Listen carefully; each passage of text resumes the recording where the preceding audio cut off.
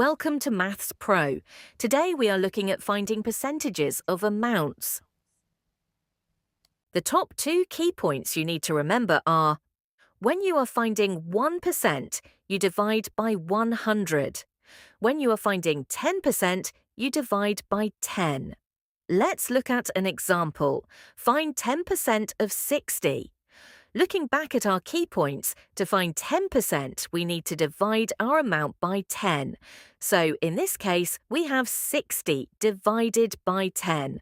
So 10% of 60 is 6. Now, let's try another one. Find 1% of 200.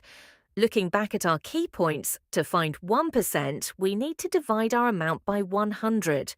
So in this case, 200 divided by 100 equals 2. So 1% of 200 is 2. Now, here's a useful tip. Once you know 1% or 10%, you can work out other percentages easily. For example, to find 20%, find 10% and multiply by 2. Let's have a go. Find 20% of 100. First, find 10%, so 100 divide by 10 gives us 10, and then times it by 2 to find 20%, so 10 times 2 gives us 20. So 20% of 100 is 20.